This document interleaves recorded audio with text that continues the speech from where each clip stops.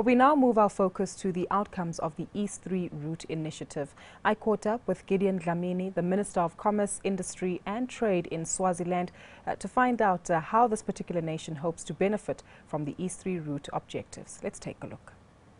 Swaziland is quite excited. My team as well is excited about, first of all, this seminar, and also about what seems to be eminent outcomes from it, and the potential and the possibilities that are there. Mostly because we as Swaziland are very strategically located in terms of the East 3 Route initiative being at the center of it all. As you'll understand, there is Mozambique this side, there is KZN this side, and there is Seychelles, so we are kind of in the middle. So the way we are looking at it is that we want to play that middle position role and facilitate trade, investment, tourism, services, everything, which is why as Swaziland we have already invested in infrastructure such as our border gates are being upgraded, and we are discussing with our neighboring countries to say, can we have a one-stop border post, can we have 24 hours, so that crossing across the borders can be a memorable, exciting experience.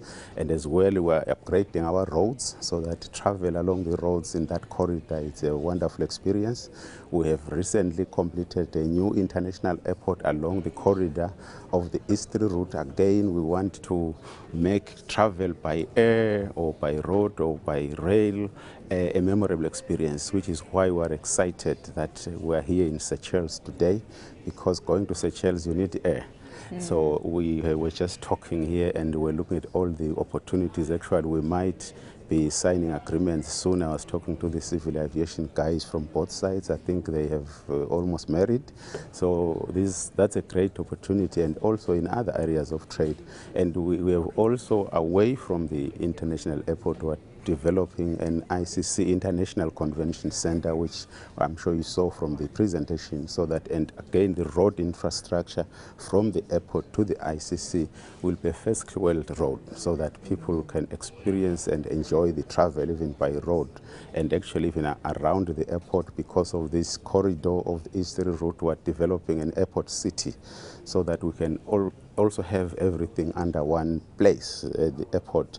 And next to the airport is, again, we're developing the rail link, because again, being at the center, we're linking Mozambique and South Africa and Swaziland and the ports through our rail system, so that going to Maputo, going to Richards Bay, South Africa can now use the Swaziland linkage, and that project is in partnership with South Africa. So we're doing quite a number of things, including our science and technology park, where we are developing now the potential to produce innovative products, technology, and things that will feed again into our transport system, both the airport, the rail, and road, and otherwise. So, and also technology, because that's where we're investing in, so that the communication can be state of the art, if you wish, and can complement everything we're doing. So by and large, of course, the blue economy, for us, we rely on our two neighbors for now, but we're hoping soon will be linked with Seychelles, especially through air, through our ports, Mozambique and Durban and Richards Bay.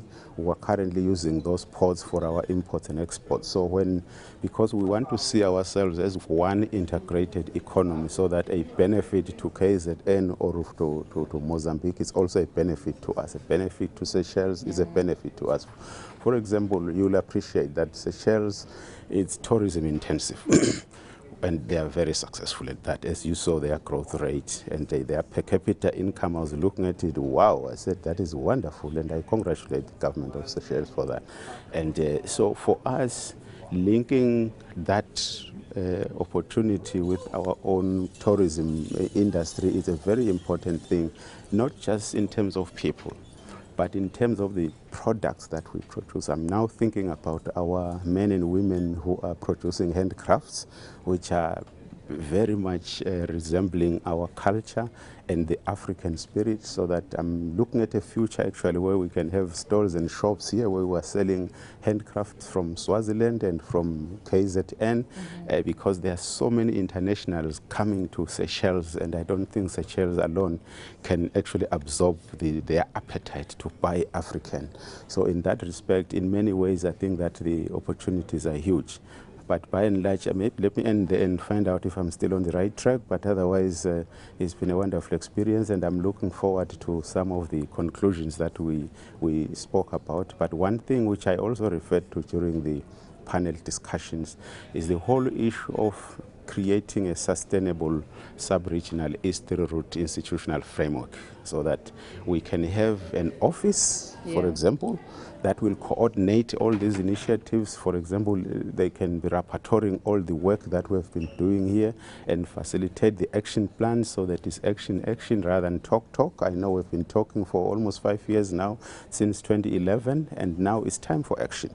So I'm hoping that as one of the outcomes will be to establish the office for East-3 route, so that it can be manned by our men and women capable and facilitate the strategy development, planning, implementation, and all the priority areas, and integrate us. I'm glad that we are discussing that against the backdrop of the regional integration agenda, both at SADC level, at COMESA level, EAC level, and also at Africa level. Our heads of states are more determined than we are at the levels of ministers, at the level of officials, and I wish we can catch up with their spirit and speed of doing things, because they've almost signed all the agreements and they are ready for us to make it happen, and we are determined to make it happen.